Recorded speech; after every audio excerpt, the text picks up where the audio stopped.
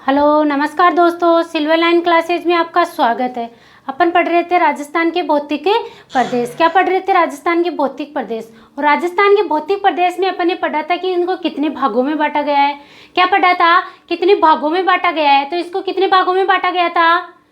राजस्थान के भौतिक प्रदेश को कितने भागों में बांटा गया था? राजस्थान के भौतिक प्रदेश को 4 भागों में बांटा गया था। कितने भागों में बांटा गया था? 4 भागों में। तो अपन ने पढ़ा था 4 भाग कौन कौन से, कौन कौन से बताए थे 4 भाग? पश्चिमी रेतीला मरुस्थल, अरावली पर्वत प्रदेश, पूर्वी मैदानी भाग और दक्षिणी पठारी भाग। दक्षिणी पूर्वी पठारी भाग का दूसरा नाम भी बताया गया था दक्कन का पठार। फिर अपन ने देखा था इनकी उत्पत्ति। क्या पढ़ा था? उत्पत्ति की। इनकी उत्पत्ति कहाँ से हुई? उत्पत्ति के बाद अपन ने पढ़ा कि पश्चिमी रेतीला मरुस्थल। तो पश्चिमी रेतीले मरुस्थल में अपन ने देखा था उसका क्षेत्रफल कि कितने क्षेत्रफल पर राजस्थान में फैला हुआ है। फिर देखी थी उसकी वर्षा, कितनी वर्षा हो रही है। पश्चिमी रेतीला मरुस्थल में कैसे वर्षा होती है, कितनी सेंटीमीटर वर्षा होती है। तो उसमें आया था कि 10 सेंटीमीटर वर्षा, 25 सेंटीमीटर वर्षा और 50 सेंटीमीटर वर्षा। पश्चिमी रेतीले मरुस्थल में 3 सेंटीमीटर से वर्षा की गई थी, जिसे 10 सेंटीमीटर तो पाकिस्तान और रेगिस्तान के मध्य, 25 सेंटीमीटर की गई थी शुष्क मरुस्थल और अर्धशुष्क मरुस्थल के, और 50 सेंटीमीटर करी गई थी जैसे राजस्थान के 2 भाग बांटे जाते हैं अरावली पर्वतमाला वाले, जैसे पश्चिमी राजस्थान और पूर्वी राजस्थान, वहाँ क्या खींची गई थी? 50 सेंटीमीटर वर्षा रेखा। आज अब हम पढ़ेंगे पश्चिमी रेतीला मरुस्थल। क्या पढ़ेंगे? पश्चिमी रेतीला मरुस्थल। तो अपना टॉपिक रहेगा आज का पश्चिमी रेतीला मरुस्थल।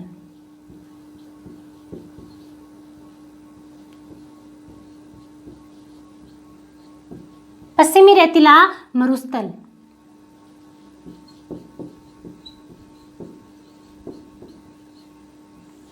आज का अपना टॉपिक है पश्चिमी रेतीला मरुस्थल। और पश्चिमी रेतीले मरुस्थल में अपन पढ़ेंगे जनसंख्या, जलवायु, वनस्पति, मृदा कि इसमें कैसी वनस्पति है, कैसी मृदा पाई जाती है, कितने जिले आते हैं, ये आज इसमें पढ़ेंगे। तो पहला पॉइंट है अपना जनसंख्या।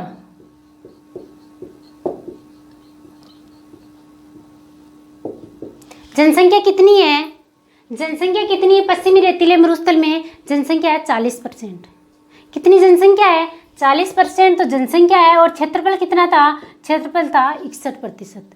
61% तो क्षेत्रफल है और जनसंख्या है 40%। अब देखेंगे इसकी जलवायु। क्या पढ़ेंगे? जलवायु कि पश्चिमी रेतीले मरुस्थल की जलवायु कैसी है। जलवायु बताई गई है शुष्क और अर्धशुष्क। शुष्क और अर्धशुष्क क्यों बताई गई है? क्योंकि इसमें 10 सेंटीमीटर वर्षा होती है, वहाँ तो अलग जलवायु मिलेगी। 50 सेंटीमीटर वर्षा हो रही है, वहाँ कैसी जलवायु मिलेगी? वहाँ अलग जलवायु मिलेगी। तो इसमें जलवायु को बांट रखा है शुष्क व अर्धशुष्क।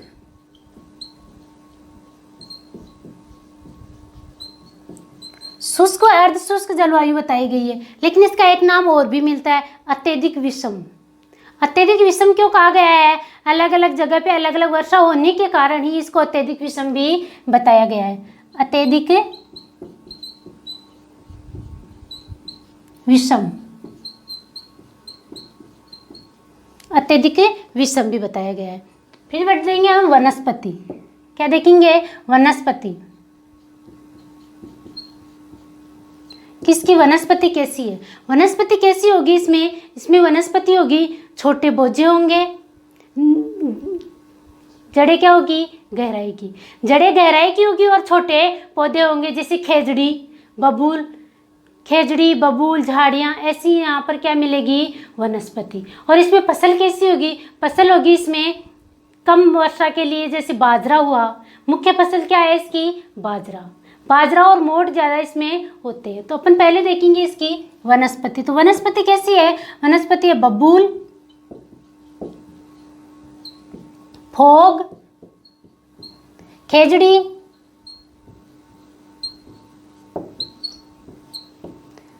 बबूल, फोग, खेजड़ी, केर।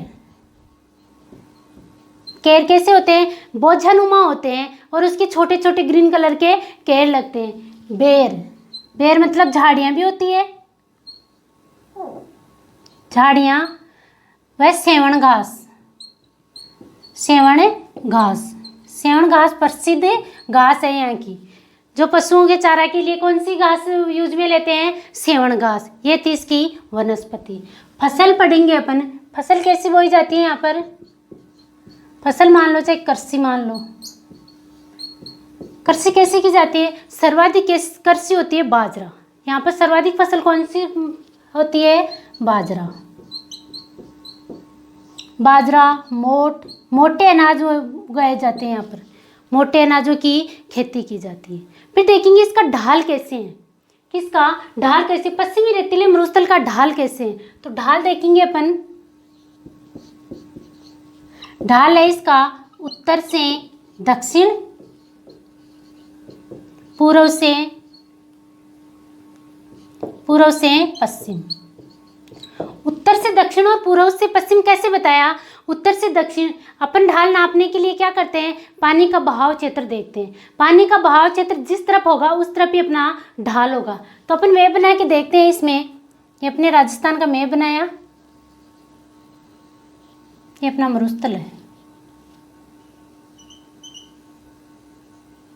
ये अपना क्या है, मरुस्थल है। इस मरुस्थल में अपने ढाल देखा कि ये ढाल बता रहा है कि उत्तर से तो दक्षिण और पूर्व से पश्चिम।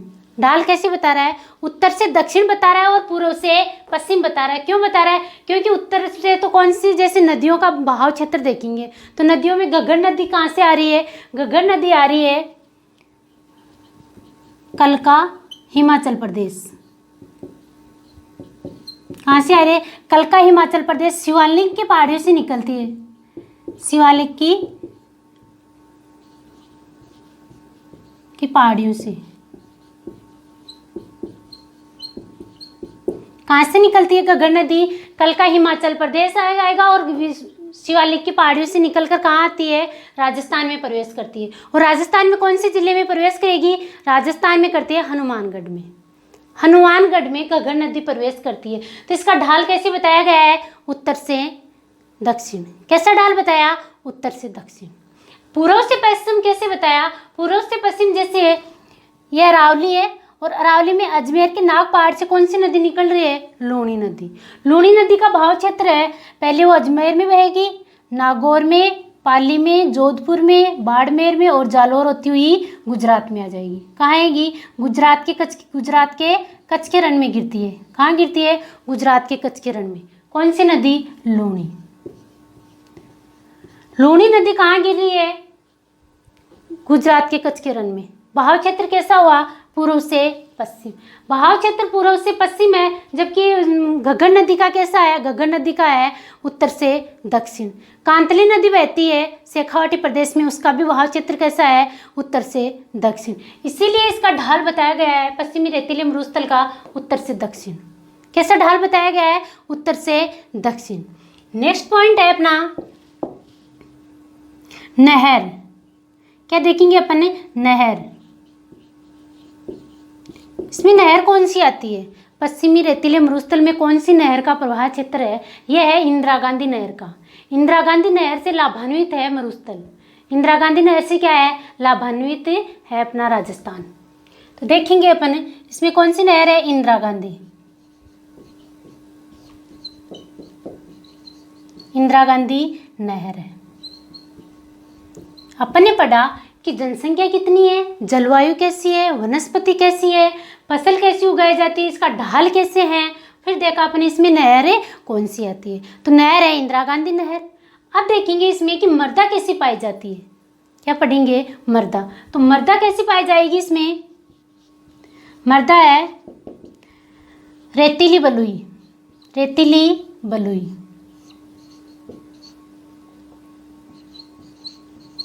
कैसी मृदा है, रेतीली बलुई मृदा है, किसमें, रेगिस्तान में। इसीलिए जल्दी से ये गर्म हो जाती है मृदा और जल्दी से ही ठंडी हो जाती है। तो किस पे प्रभाव पड़ता है, तापमान पे। तो इसमें तापमान कैसा होता है, गर्मियों में अधिक गर्मी होती है और सर्दियों में अधिक सर्दी होती है। तो तापमान कैसा रहेगा, गर्मियों में तो इसका तापमान हो जाता है 49 से 50 सेंटीग्रेड और सर्दियों में कितना रहता है, 3 डिग्री सेंटीग्रेड। सर्दियों में तो 3 डिग्री सेंटीग्रेड तापमान पे हो जाता है और गर्मियों में कितना हो जाता है, गर्मियों में हो जाता है 49 से 50 डिग्री सेंटीग्रेड। जो बीकानेर जैसलमेर वाला क्षेत्र है वहाँ सर्वाधिक तापमान होता है। तो अपन ने पढ़ा इसमें मर्दा, और मर्दा का देखेंगे अपन को उसका तापमान पे प्रभाव पड़ता है। फिर देखिए इसमें कितने जिले आते हैं, क्या पढ़ेंगे इसमें, जिले। जिले कितने आते हैं रेगिस्तान में, जिले आते हैं 12। कितने जिले आ रहे हैं, 12 जिले आते हैं। कोई किताब में ऐसा मिलता है 13 जिले भी आते हैं। 13 जिले उसमें क्या करते हैं, सिरोही का ऊपरी क्षेत्र उसमें शामिल कर लिया जाता है, उसे उस 13 भी लिखवा देते हैं। लेकिन इसमें कितने जिले आते हैं वैसे पूछते हैं, तब क्वेश्चन में आया हुआ क्वेश्चन है ये कि मरुस्थल में कितने जिले आते हैं, 12 जिले आते हैं। 12 जिले कौन कौन से हैं जो अपन लिखेंगे, 12 जिले कौन कौन से हैं, जैसलमेर,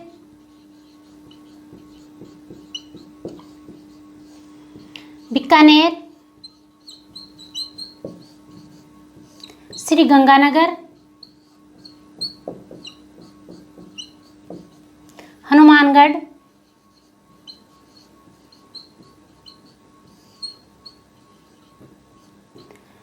चूरू, झुंझुनू,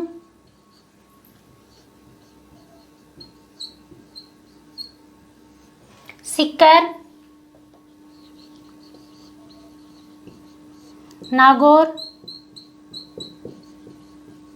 जोधपुर, बाड़मेर, जालोर। कितने जिले आए, 12 जिले। 12 जिले किसमें हैं, रेतीले मरुस्थल में। राजस्थान के 12 जिले किसमें आ रहे हैं, रेतीले मरुस्थल में आ रहे हैं 12 जिले। कौन कौन से हैं जो अपने लिखा, जैसलमेर, बीकानेर, श्री गंगानगर, हनुमानगढ़, चूरू, झुंझुनू, सीकर, नागौर, जोधपुर, बाड़मेर, जालोर और पाली। कितने जिले हैं, 12 जिले। 12 जिले आते हैं मरुस्थल में। अब पढ़ेंगे इसका कि इसकी लंबाई कितनी है और चौड़ाई कितनी है। क्या पढ़ेंगे, लंबाई और चौड़ाई। तो लंबाई तो है इसकी, लिख लेते हैं अपन लंबाई। लंबाई तो है 640 किलोमीटर और चौड़ाई है 300 किलोमीटर। चौड़ाई कितनी बताई गई है, 300 किलोमीटर। मैंने पढ़ा कि लंबाई कितनी बताई गई है, 640 किलोमीटर और चौड़ाई बताई गई है 300 किलोमीटर।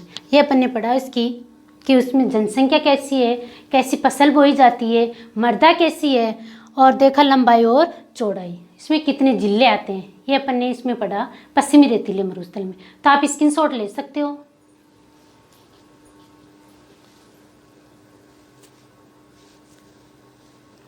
ले लिया स्क्रीनशॉट।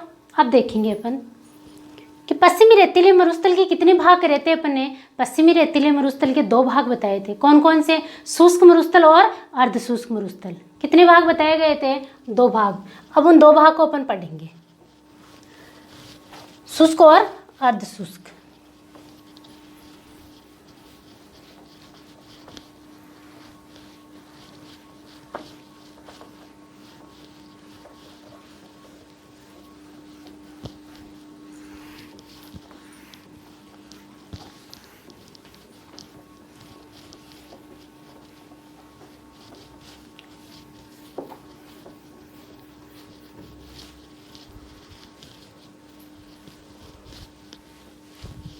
अपन ने पढ़ा पश्चिमी रेतीले मरुस्थल। पश्चिमी रेतीले मरुस्थल में अपन ने देखी जनसंख्या कितनी है, क्षेत्रफल कितना है, कौन सी फसल बोई जाती है, मृदा कैसी है। अब पढ़ेंगे इसके 2 भाग करके, शुष्क मरुस्थल और अर्ध शुष्क मरुस्थल। कितने भाग है इसके, 2 भाग है। 2 भाग कौन कौन से हैं, शुष्क मरुस्थल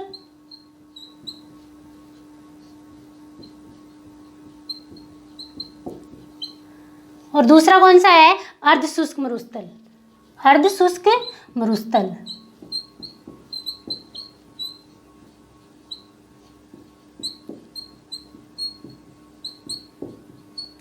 शुष्क और अर्ध शुष्क मरुस्थल 2 भागों में पश्चिमी रेतीले मरुस्थल को बांटा गया है।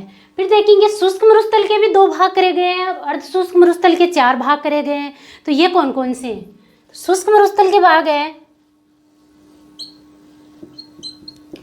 बालुका,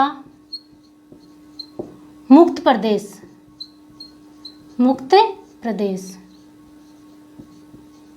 दूसरा भाग है बालुका युक्त प्रदेश,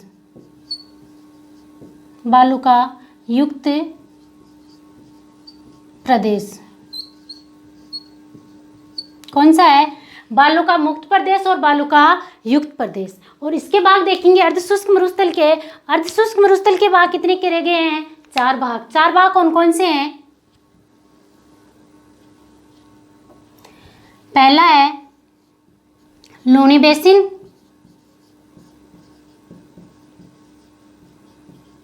दूसरा भाग है नागौरी उच्चभूमि,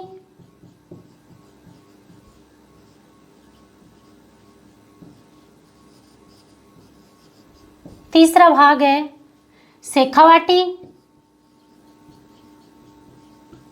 प्रदेश, चौथा भाग है घग्गर बेसिन। कौन सा है? घग्गर बेसिन। अपन ने पढ़ा शुष्क मरुस्थल और अर्धशुष्क मरुस्थल। शुष्क मरुस्थल के 2 भाग है और अर्धशुष्क मरुस्थल के कितने भाग है? 4 भाग है। कौन कौन से? लूनी बेसिन, नागौरी उच्चभूमि, शेखावाटी प्रदेश और घग्गर बेसिन। ये थे 4 भाग। तो पहले अपन पढ़ेंगे शुष्क मरुस्थल। शुष्क मरुस्थल पढ़ेंगे पहला। शुष्क मरुस्थल किससे कहा जाता है? शुष्क मरुस्थल। शुष्क मरुस्थल उसे कहा जाता है जिसमें सर्वाधिक तापमान हो और कम में वर्षा होती है। सर्वाधिक तो तापमान रहेगा और कम वर्षा रहेगी, उसे क्या बोला गया है? शुष्क मरुस्थल। अपने परिभाषा देखिए कि शुष्क मरुस्थल किसे कहा गया है? शुष्क मरुस्थल कहा जाता है सर्वाधिक तापमान और कम वर्षा। तो अपन देखेंगे तो इसका क्या रहेगा? सर्वाधिक तापमान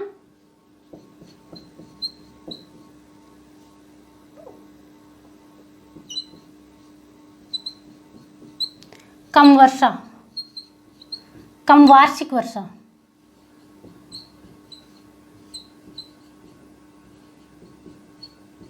अपन ने पढ़ा शुष्क मरुस्थल। और शुष्क मरुस्थल में अपनी परिभाषा देखी इसकी कि किसे कहा गया है? शुष्क मरुस्थल सर्वाधिक तो तापमान होता है और कम में वर्षा होती है, उसे क्या कहा गया है? शुष्क मरुस्थल।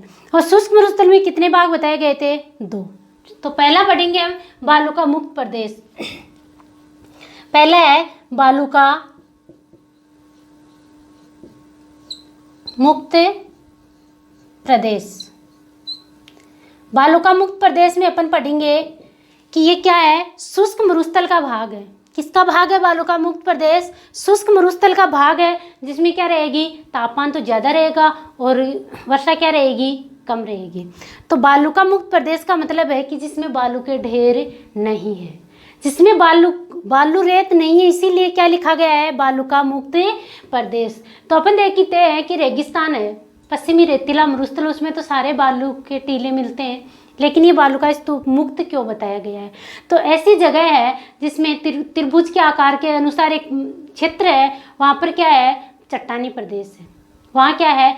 अवसादी चट्टानों के अवशेष मिले थे, तो वहाँ चट्टानी होने के कारण ही वहाँ बालू के टीले नहीं मिलते। तो ये कौन कौन से क्षेत्र है? तो ये देखते हैं अपन। इसमें है पोखरण, पोखरण जैसलमेर,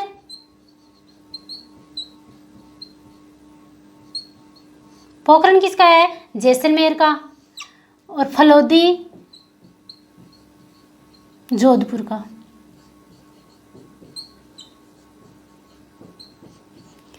एक है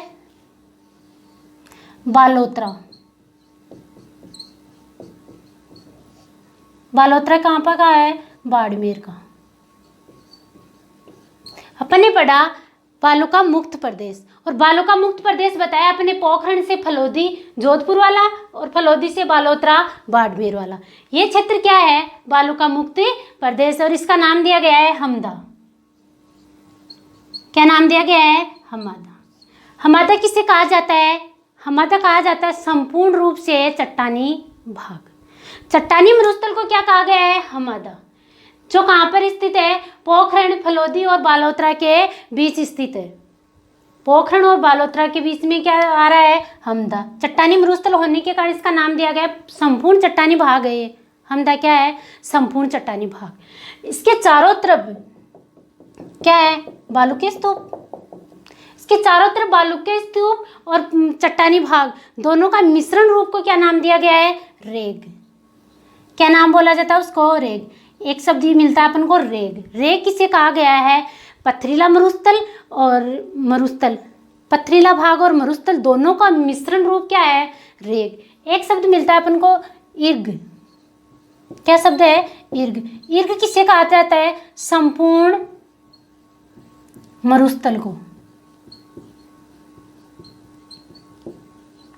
संपूर्ण मरुस्थल को क्या कहा गया है? इर्ग। संपूर्ण चट्टानी भाग को क्या कहा गया है?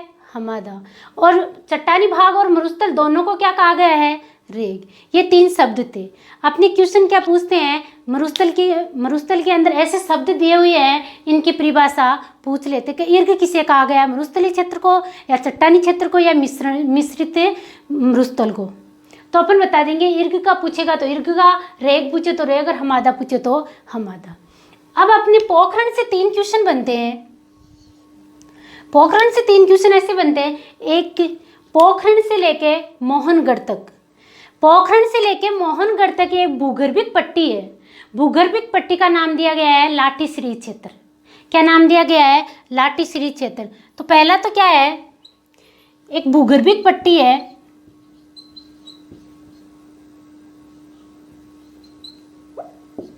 भूगर्भिक पट्टी। कहाँ है भूगर्भिक पट्टी? पोखरण से मनोहरगढ़ तक, पोखरण से मनोहरगढ़ तक एक भूगर्भिक पट्टी है, उसका क्या नाम दिया गया है? लाटीश्री क्षेत्र। लाटीश्री क्षेत्र।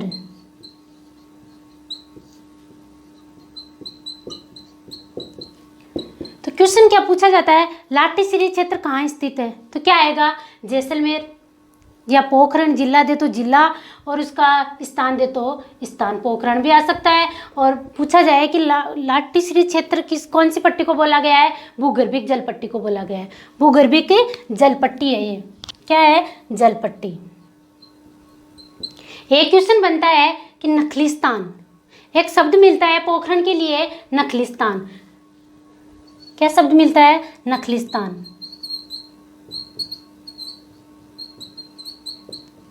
नखलिस्तान को इंग्लिश में लिखा गया है ओशियस। ओशियस, ओशियस या नखलिस्तान किसके लिए आया है? पोखरण के लिए। इसका मतलब क्या होता है? इसका मतलब होता है कि जो भूगर्भिक पट्टी है, ये भूगर्भिक जल पट्टी है, जिसको पानी के जो नलकूप होते हैं उनको हरा भरा रखते हैं, वहाँ का क्षेत्र क्या है? हरा भरा है, उसी का नाम दिया गया है नखलिस्तान। ये जलपट्टी के आसपास का क्षेत्र हरा भरा होने के कारण क्या नाम दिया गया है इसको? नखलिस्तान। एक शब्द मिलता है चंदन नलकूप। क्या शब्द मिला? चंदन नलकूप। चंदन नलकूप। चंदन नलकूप किसे कहा गया है? चंदन नलकूप कहा गया है जो भूगर्भिक जलपट्टी है पोखरण से मनोहरगढ़ तक। जैसलमेर के पोखरण से मनोहरगढ़ तक एक भूगर्भिक जलपट्टी है जिसका नाम दिया गया है लाटीश्री क्षेत्र, जिससे नल के द्वारा पानी का सप्लाई की जाती है, उसी का नाम दिया गया है नलकूप, चंदन नलकूप। चंदन नलकूप को राजस्थान का थार का घड़ा भी कहा जाता है। क्या कहा जाता है? चंदन नलकूप को क्या कहा गया है? थार का घड़ा। राजस्थान का थार का घड़ा कहाँ स्थित है? जैसलमेर पोखरण। जैसलमेर जिला भी दे सकता है, पोखरण स्थान भी दे सकता है, वो तो जैसे क्वेश्चन बनाएगा उसके अकॉर्डिंग ऑप्शन डालेगा। तो क्या आया अपना? 3 शब्द आए। एक तो आया भूगर्भिक जलपट्टी, दूसरा है नखलिस्तान, और तीसरा है चंदन नलकूप। कौन सा है? चंदन नलकूप। ये था शुष्क मरुस्थल प्रदेश। शुष्क मरुस्थल प्रदेश में अपन ने क्या पढ़ा? हमादा, रेग, इर्ग, और देखा कि पोखरण से ये कैसा क्षेत्र है? चट्टानी क्षेत्र है। चट्टानी क्षेत्र होने के कारण क्या है? ये बालुका मुक्त प्रदेश है। ये पढ़ा अपने बालुका मुक्त प्रदेश। तो आप स्क्रीनशॉट ले सकते हो।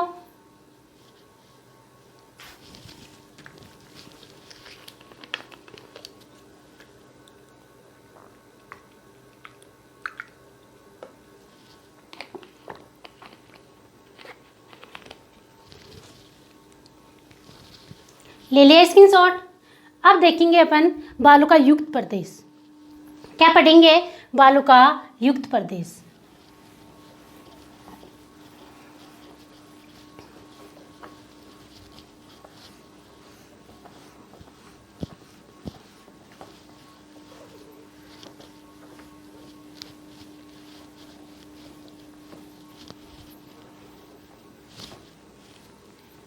शुष्क मरुस्थल को दो भागों में बांटा। दो भागों में से पहला भाग देखा अपने बालुका मुक्त प्रदेश। अब पढ़ेंगे बालुका युक्त प्रदेश। क्या पढ़ेंगे? बालुका युक्त प्रदेश।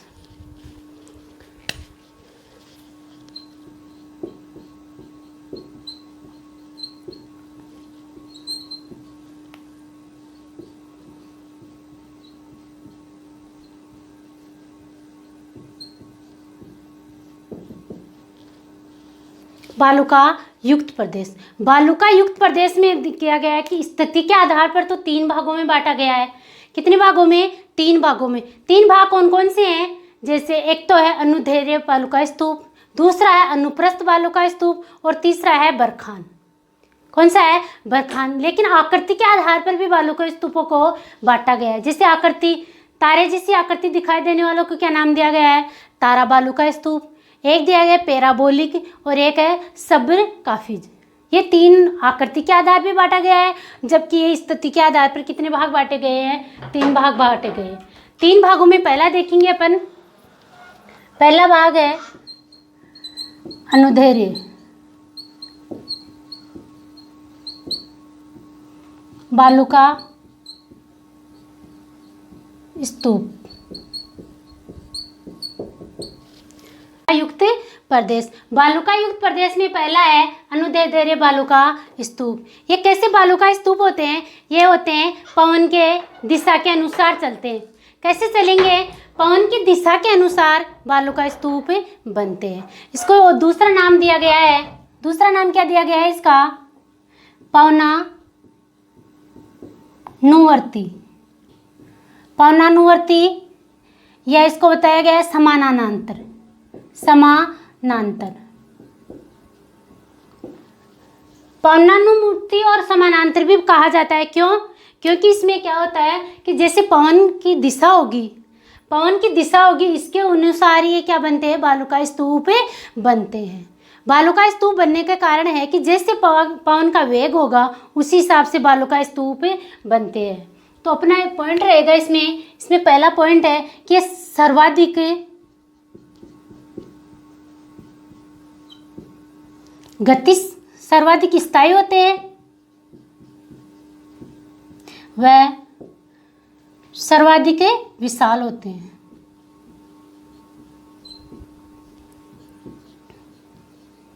क्या है? सर्वाधिक विशाल है और सर्वाधिक स्थायी होते हैं। ये सर्वाधिक स्थायी इसलिए होते हैं कि इसमें पवन का वेग तेज होता है और जैसे पवन आएगी पवन के समानांतर बनते जाते हैं। जैसे इधर से पवन आई, फिर ये ढाल हो गया, फिर पवन आई, फिर पवन के अकॉर्डिंग ये मिट्टी का जमाव होता रहता है। तो इसमें स्थिति कैसी बनती है? इसमें स्थिति बनती है जैसे मान लो पहले ये था, ये यहाँ पर जमाव हो रहा था मिट्टी का।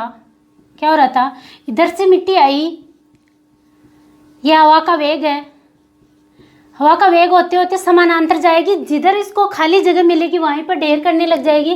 तो ऐसे जमाव हो जाता है। यहाँ पर पहले स्टेज में ऐसे जमाव हो रहा था, आगे दूसरे स्टेज में देखेंगे अपन, जैसे जैसे पवन की वेग आ रहा है पवन का, तो वे ऐसे बनेगा,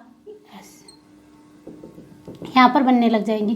क्यों? क्योंकि इस स्थिति को जैसे हवा के वेग से इसको काटती जाएगी, यहाँ मिट्टी में दबाती जाएगी। इस क्षेत्र को मिट्टी में दबाने के कारण ये ऊपर वाला क्षेत्र क्या हो गया? मिट्टी से बंद हो गया। ये मिट्टी से बंद होने के कारण ऐसी स्थिति बनती है। दूसरी स्टेज में अपन के पास क्या स्थिति आई? ऐसी स्थिति बनती है। फिर हवा का वेग होने के कारण कैसी स्थिति बन जाती है? फिर और हवा चलती है और मिट्टी का ढेर हो जाता है, तो यहाँ से ये और मिट्टी में दब जाती है। तो कैसी स्थिति बनेगी? ये ऐसी स्थिति बनती है। नीचे से कैसी? यहाँ पर मिट्टी के ढेर होते रहते हैं, ये मिट्टी के ढेर यहाँ पर। तो कैसे बालुका स्तूप बनते जाएंगे? ये ऊपर से ऊपर ये बनते जाएंगे। ऐसे बालुका स्तूप बनने के कारण क्या है? ये सर्वाधिक तो विशाल है और सर्वाधिक स्थायी है। सर्वाधिक स्थायी और सर्वाधिक विशाल होते हैं। इसमें क्या होता है? पवन के समानांतर हवा चलती है। हवा कैसे चलती है? जैसे जैसे इसका वेग होगा वैसे जैसे आकृति होगी उसी के समानांतर चलता है। दूसरा है अनुप्रस्थ। अनुप्रस्थ बालुका स्तूप। दूसरा कौन सा है? अनुप्रस्थ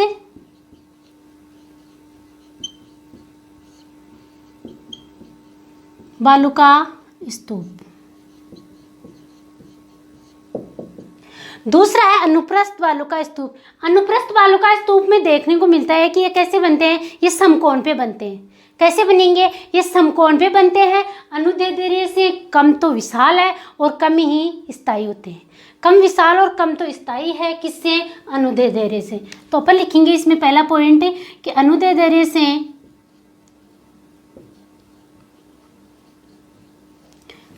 से कम विशाल और कम स्थायी, और इनकी स्थिति कैसी होती है, समकोण। कैसे बनते हैं ये, समकोणीय। समकोण पे बनने वाले कौन से हैं, अनुप्रस्थ, और समानांतर बालों का स्तूप बनने वाले कौन से हैं, अनुदैर्ध्य। उसका दूसरा नाम दिया गया है पवनानुवर्ती समानांतर। क्या नाम दिया गया है, पवनानुमुखी भी दे रखा है अनुदैर्ध्य का, और समानांतर भी दे रखा है। समानांतर क्यों बोला कि ये हवा के समानांतर से ही बनते हैं, जिधर हवा का वेग होगा उसी तरफ ये बालों के स्तूप बनते हैं। जबकि अनुप्रस्थ बालों का स्तूप बनते हैं समकोण पे।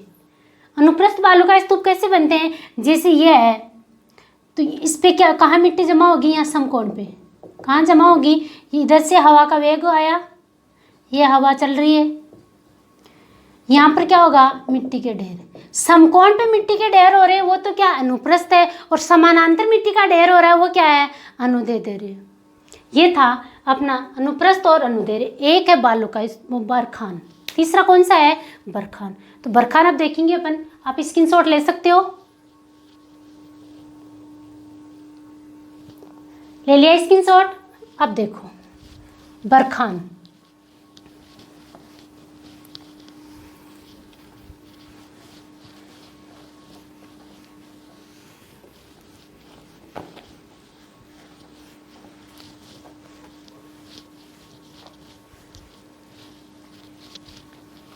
बरखान, बरखान क्या है कि बरखान तीसरा स्थिति के आधार पर बालों का स्तूप है। बरखान बालू का स्तूप।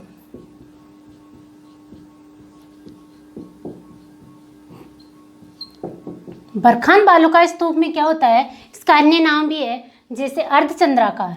क्या नाम दिया गया है, अर्धचंद्राकार। अर्धचंद्राकार या इसे चापाकार भी बोला जाता है, चापाकार। अर्धचंद्राकार या चापाकार कौन से बालू का स्तूप को बोला जाता है, कौन से बालू का स्तूप को बोला जाता है, वो बोला जाता है बरखान को। कि ये कैसी स्थिति है इसकी, आधे चांद की समान। चंद्र का मतलब है कि जैसे आधा चांद होता है। अपन छोटे थे तब कैसे घर बना के खेलते थे, ये ऐसे घर बनाया, ये घोरुंदा बनाते थे, उसमें रास्ता रखते थे। तो ये घोरुंदा ही क्या है, बरखान। ये घोरुंदा ही क्या बोला गया है, बरखान। तो अपन देखेंगे इसमें कि ये कैसे बनते हैं। ये अनुप्रस्थ का ही विशिष्ट रूप है। क्या है बरखान, अनुप्रस्थ का ही विशिष्ट रूप है। क्या लिखेंगे, पहला पॉइंट रहेगा अपना, ये क्या है, अनुप्रस्थ का ही, अनुप्रस्थ का ही क्या है, विशिष्ट रूप। इसका मतलब समझ में आया कि ये कैसे बनेगा, समकोण पे।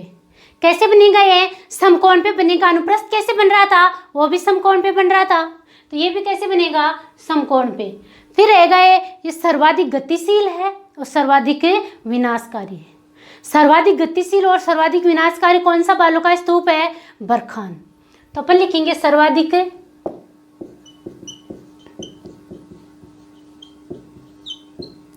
गतिशील और क्या है, सर्वाधिक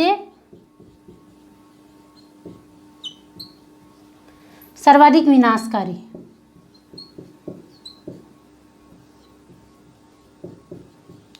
सर्वाधिक गतिशील और सर्वाधिक विनाशकारी क्या है, बरखान।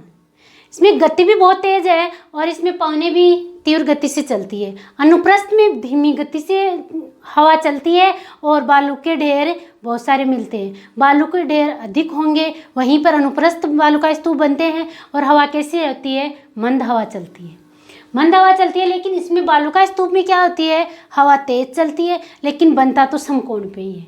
कैसे बनेगा, समकोण पे। जैसे ये है, ये स्थिति है, अर्धचंद्राकार। कैसी स्थिति? अर्धचंद्राकार। इधर से हवा का वेग आया, ये हवा चल रही है, तो कहाँ बनाएगा ये बनेगा समकोण पे। तो इधर भी समकोण पे बनेगा।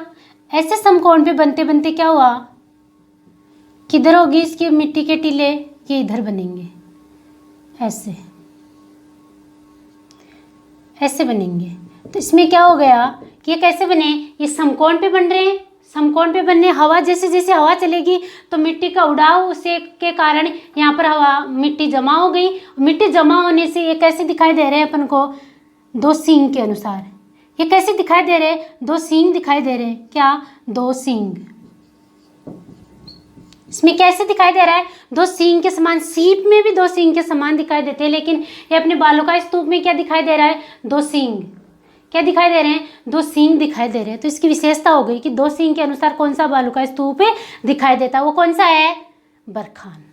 अपने पढ़ा कि ये समकोण पे बनता है। कैसी स्थिति होती है इसकी, ये स्थिति मानेंगे कि यहाँ बालू के टीले जमा हो जाते हैं और ये कैसे दिखाई देते हैं, दो सींग निकले हुए दिखाई देते हैं। ये थे बालू का स्तूप। बालू का स्तूप स्थिति के आधार पर अपन ने 3 पढ़े, अनुदैर्ध्य बालू का स्तूप, अनुप्रस्थ बालू का स्तूप और बरखान। तो अनुदैर्ध्य बालू का स्तूप तो कहाँ बनते हैं कि वो सर्वाधिक स्थायी होते हैं। वो स्थायी होने के कारण ये कहाँ बन रहे हैं, वो बन रहे बीकानेर, श्री गंगानगर, जैसलमेर, उधर बन रहे हैं। लेकिन अनुप्रस्थ बन रहे हैं, सर्वाधिक मिट्टी के टीले बीकानेर में है, जैसलमेर में है, जोधपुर में थोड़ा बहुत मिलता है, तो वहाँ क्या बनेंगे, अनुप्रस्थ वाले। जबकि बरखान कहाँ बन रहे हैं, बरखान बन रहे हैं शेखावाटी क्षेत्र में। कहाँ बनते हैं, शेखावाटी क्षेत्र में सर्वाधिक बनते हैं और सर्वाधिक गतिशील और विनाशकारी भी यही है। तो इसमें कौन कौन से जिले आ रहे हैं, इसमें जिले आ रहे हैं सीकर, झुंझुनू, चूरू, ये क्षेत्र आ रहा है शेखावाटी वाला बरखान में। तो क्वेश्चन बनता है एक, मरुस्थल का सर्वाधिक प्रसार कौन सी दिशा में हो रहा है, तो सर्वाधिक प्रसार कर रहा कौन है, बरखान। बरखान कर रहे शेखावाटी क्षेत्र में, तो इसमें उत्तर आएगा उत्तर पूर्व। क्या आएगा, उत्तर पूर्व। उत्तर पूर्व क्यों आ रहा है, क्योंकि ये सर्वाधिक गतिशील होने के कारण ही वहाँ मरुस्थल का प्रसार हो रहा है। फिर देखेंगे कि आकृति के आधार पर कौन कौन से हैं। ये तो था स्थिति के आधार, उसके स्थिति के आधार पर, फिर आकृति के आधार पर देखेंगे कि कौन कौन से हैं। तो इसकी स्क्रीनशॉट ले लो आप, और आकृति के आधार पर अपन देखते हैं। स्क्रीनशॉट ले लिया,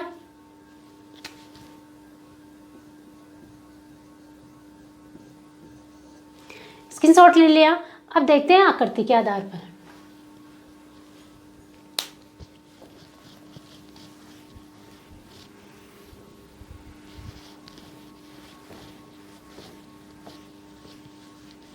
आकृति के आधार पर, तो आकृति के आधार पर पहला है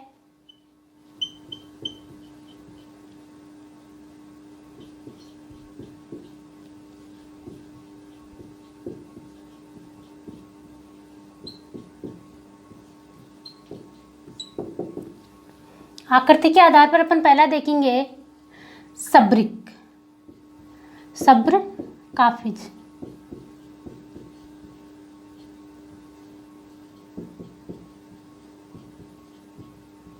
सब्र काफिज बालू का स्तूप। ये कैसे बनते हैं, ये छोटी छोटी झाड़ियों के पास बनते हैं। कहाँ बनते हैं, छोटी छोटी झाड़ियाँ,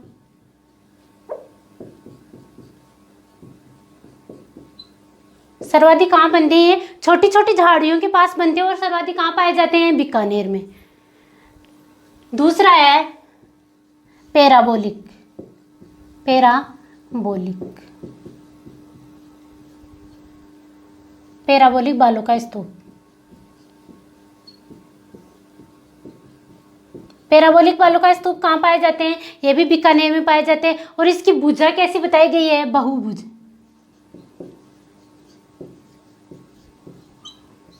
बहुभुज दिशा बताई गई है, क्यों, क्योंकि जिधर से हवा का वेग होगा उधर ही ये बालू के स्तूप बन जाते हैं। ये बालू का स्तूप यहाँ बन गया, यहाँ भी बन गया, यहाँ भी बन गया, यहाँ पर भी बन गया।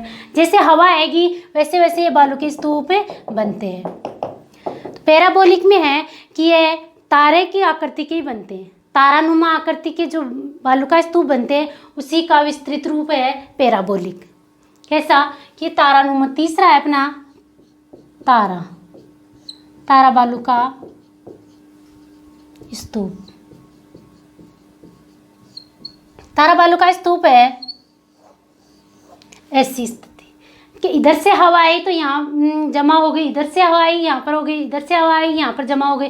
तारे की आकृति के समान भी बालू का स्तूप बनते हैं। जैसे अभी सेकंड ग्रेड 2000 में प्रश्न आया था एक कि रेगिस्तान में कैसे बालू का स्तूप है, उसमें ऑप्शन डाला था उसने बरखान, तारा, पैराबोलिक और गोरुंडा। तो उसमें अपने समझ में नहीं आया कि ये तारा तो कुछ पड़ा हुआ सा लग रहा था कि हाँ तारा बालू का स्तूप होता है, बरखान भी होता है, लेकिन ये गोरुंडा और पैराबोलिक शब्द अपने पढ़ा नहीं था, तो अपना क्वेश्चन गलत हो जाता है। अपन देखते हैं ये 3 ही तो है, बालू का स्तूप कितने बताए गए, 3 ही तो बताए गए, लेकिन आकृति के आधार पर और भी शब्द मिलते हैं। तो अपने सब्री काफ़ी बालू का स्तूप पढ़ा, पैराबोलिक बालू का स्तूप पढ़ा और तारा बालू का स्तूप पढ़ा। ये अभी 2017 वाली सेकंड ग्रेड में ही पूछा गया था कि बालू का स्तूपों के प्रकार, तो उसमें क्या आएगा, पैराबोलिक भी था, तारा भी था और बरखान भी था, तो उसमें आएगा गोरुंडा, वो उसका गलत था। ये देखे अपने बालू का स्तूप अपने पढ़ा राजस्थान के शुष्क प्रदेश, और शुष्क प्रदेश में अपने पढ़ा बालू का युक्त प्रदेश और बालू का मुक्त प्रदेश। बालू का मुक्त प्रदेश में तो अपन ने पढ़ लिया कि ये चट्टानी भाग होने के कारण इसको क्या बोला गया है, बालू का मुक्त। और जहाँ बालू के ढेर या टीले या बालू का स्तूप मिले वो क्या था, बालू का युक्त प्रदेश। अब पढ़ेंगे अर्ध शुष्क मरुस्थल। क्या पढ़ेंगे, अर्ध शुष्क मरुस्थल, ये था शुष्क मरुस्थल, अब पढ़ेंगे अर्ध शुष्क मरुस्थल।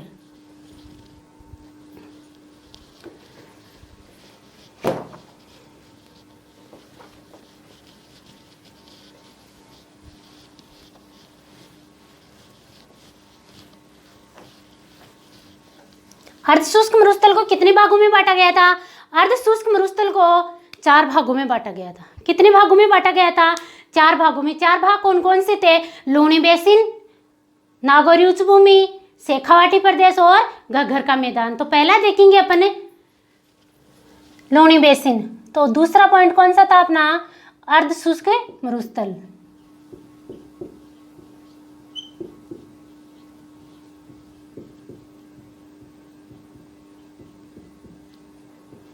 अर्ध शुष्क मरुस्थल किसे कहा गया है, अर्ध शुष्क मरुस्थल कहा जाता है शुष्क मरुस्थल से अधिक वर्षा और शुष्क मरुस्थल से कम में तापमान। शुष्क मरुस्थल से कम तो तापमान रहेगा,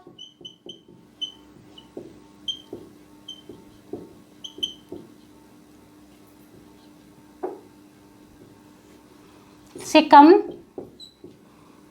तापमान, 1 मिनट,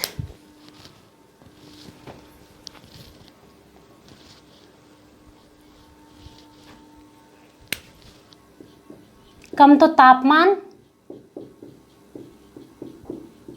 अधिक वर्षा।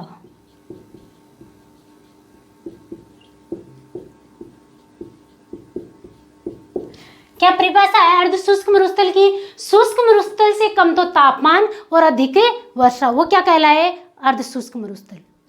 तो इसमें कितनी सेंटीमीटर वर्षा होती है, इसमें होती है 50 सेंटीमीटर वर्षा, और उसमें कितनी हो रही थी, 25 सेंटीमीटर वर्षा। तो वर्षा तो अधिक हो रही है और तापमान क्या है, कम है यहाँ का। अब देखेंगे इसके कितने भाग करे गए थे, 4। तो पहला भाग था लूणी बेसिन, तो अपन पहला भाग पढ़ेंगे लूणी बेसिन।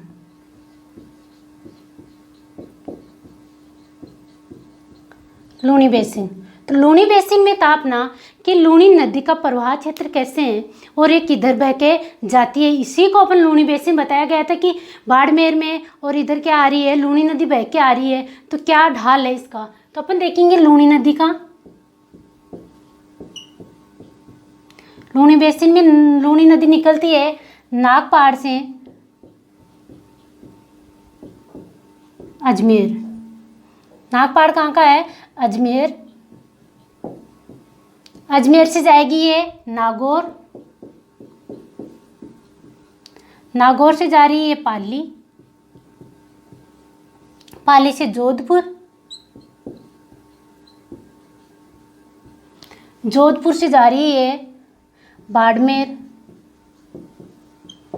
बाड़मेर से जा रही है जालोर, जालोर में स्थित है।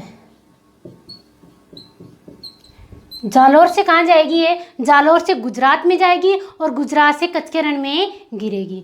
गुजरात के कच्छ के रण में गिरने से इसका ढाल भी कैसे बताया गया है कि पूर्व से पश्चिम है, किसका? रेगिस्तान का ढाल। और लूनी नदी कहाँ से निकल रही है? नागपाड़ अजमेर से निकलेगी, नागौर में 6 जिलों में बहती है। तो इसके क्षेत्र में एक शब्द मिलता है अपन को, बेरा। क्या शब्द मिलता है? बेरा। बेरा। बेरा किसे कहा गया है? बेरा कहा जाता है लूनी बेसिन वाले क्षेत्र में कच्चे पक्के कुओं को क्या कहा गया है? बेरा। किसको कहा गया है? कच्चे व पक्के कुओं को।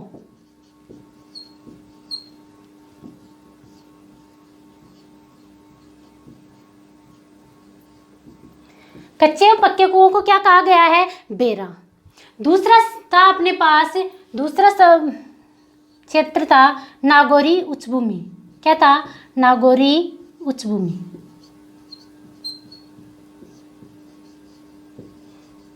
दूसरा भाग था नागौरी उच्चभूमि। नागौरी उच्चभूमि क्या थी? नागौरी उच्चभूमि संपूर्ण नागौर आता है, संपूर्ण नागौर, पूरे नागौर का ही क्षेत्र था। संपूर्ण नागौर में क्या आया? उच्चभूमि। संपूर्ण नागौर में क्या बताया? संपूर्ण नागौर को 4 भागों में बांटा गया था। उत्तरी नागौर किस में बांटा गया था? 4 भागों में। तो पहला भाग देखते हैं अपन इसका। पहला भाग था मांगलोद श्रेणी,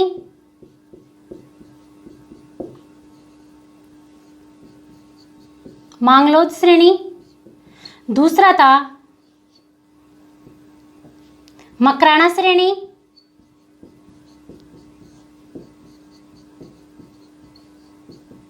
और तीसरा था जायल श्रेणी।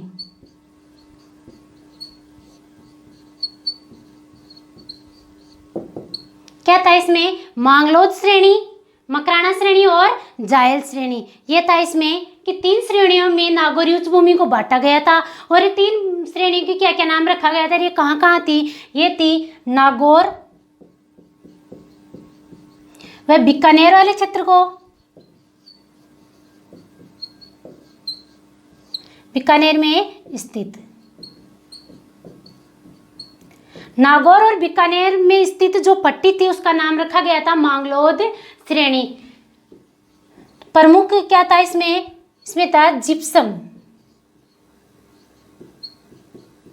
क्या मिला था इसमें? जिप्सम के भंडार मिले थे। क्या मिले थे? जिप्सम के भंडार।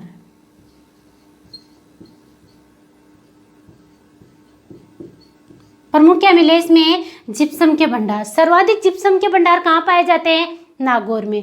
और नागौर की कौन सी श्रेणी में पाए जाएंगे? मांगलोद श्रेणी में। मांगलोद श्रेणी किसके लिए प्रसिद्ध है? जिप्सम भंडार के लिए। किसके लिए? जिप्सम भंडार के लिए। दूसरी श्रेणी है मकराना श्रेणी, जो किसमें है? केवल नागौर में ही है। किसमें है? नागौर में। और किसके लिए प्रसिद्ध है? ये प्रसिद्ध है मकराना सफेद मार्बल के लिए।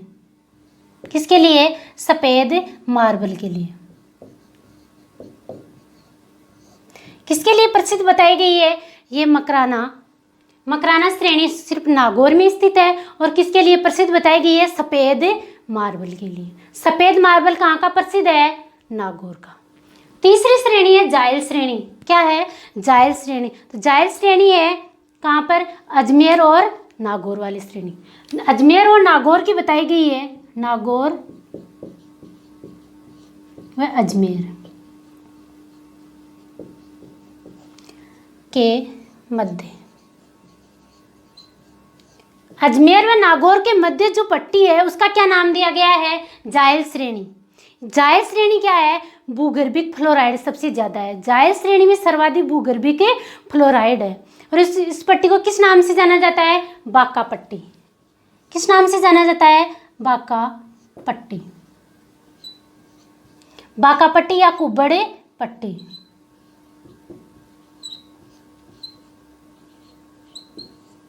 बाका पट्टी या कुब्बड़ पट्टी कौन सी श्रेणी को के नाम को जाना जाता है? जायल श्रेणी। और वो कहाँ है? नागौर और अजमेर में। नागौर और अजमेर में कौन सी श्रेणी है?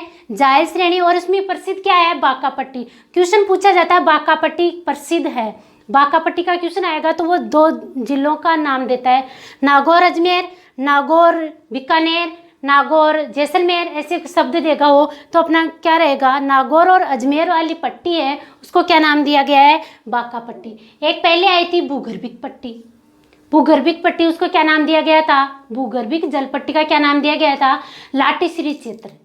लाटीश्री वो कहाँ थी, वो पोखरण जैसलमेर से मनोहरगढ़ तक थी, वो अलग थी। और ये क्या है, बांका पट्टी, जो कहाँ पर है, नागौर और अजमेर पे है।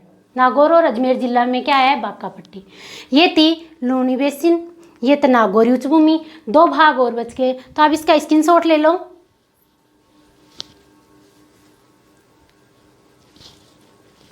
ले लिया स्क्रीनशॉट। 2 और देखते हैं अपन शुष्क मरुस्थल के कितने भाग करे गए थे, अर्ध शुष्क मरुस्थल के 4 भाग। तो अपने 2 पढ़े और 2 देखेंगे। अब 2 कौन कौन से बचे हैं, शेखावाटी प्रदेश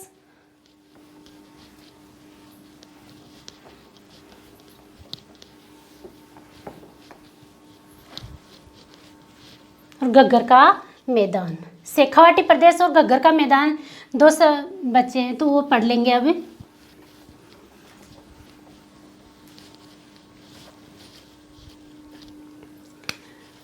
तीसरा भाग कौन सा है, शेखावाटी। शेखावाटी प्रदेश, शेखावाटी का दूसरा नाम भी दिया गया है अंतः प्रवाहित।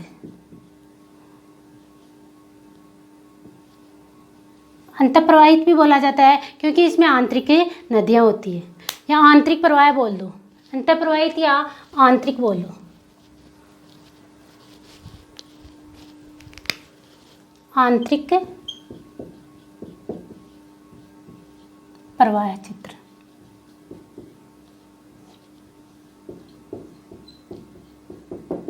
अपने तीसरा भाग देखा शेखावाटी प्रदेश। शेखावाटी प्रदेश कौन कौन से जिलों को बोला गया है, शेखावाटी बोला गया है सीकर, चूरू, झुंझुनू, तीनों जिलों को क्या नाम दिया गया है, शेखावाटी प्रदेश। और इसमें मुख्य विशेषता क्या है, इसमें कांतली नदी बहती है जो क्या है, अंतःप्रवाही नदी है। मुख्य कौन सी नदी बताई गई है, कांतली नदी जो क्या है, अंतःप्रवाही नदी है। और एक शब्द मिलता है जोहड़, क्या शब्द मिलता है, जोहड़।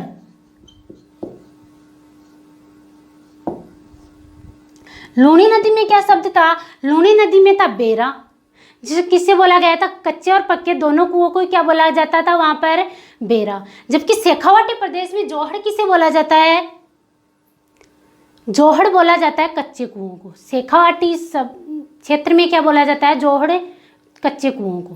किसको बोला जाता है, कच्चे कुओं को। कच्चे कुओं को क्या बोला गया है, जोहड़। जबकि पक्के कुओं को क्या बोला जाता है, पक्के कुओं को बोला जाता है नाडा या नाडी। नाडा या नाडी किसे बोला गया है, पक्के कुओं को।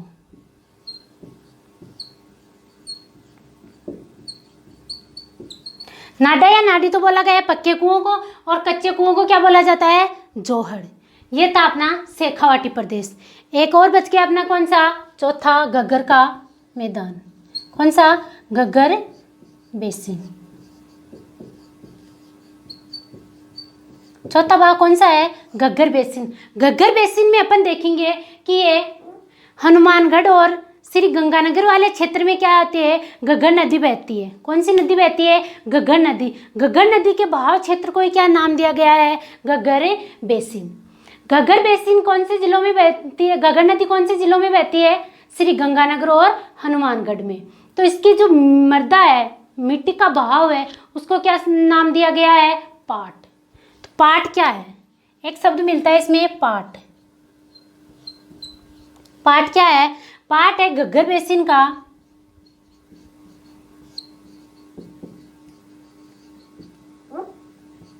घग्गर बेसिन में मृदा का क्षेत्र या मृदा। घग्गर बेसिन में जो मृदा का क्षेत्र बनाया गया है, या मृदा का, घग्गर बेसिन का मैदान लिख लो, क्या रहेगा, घग्गर बेसिन में मैदान। जो मैदानों में मिट्टी जमा होती है उसको क्या बोला गया है, पाट। एक शब्द मिलता है नाली, क्या, नाली। नाली किसे कहा जाता है? नाली कहा गया है हनुमानगढ़ में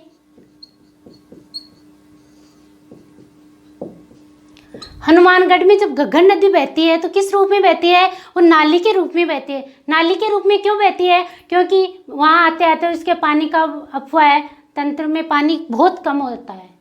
क्या होता है? पानी का प्रवाह कम होने के कारण वो नाली के रूप में बहती है, इसीलिए उसका नाम दिया गया है नाली।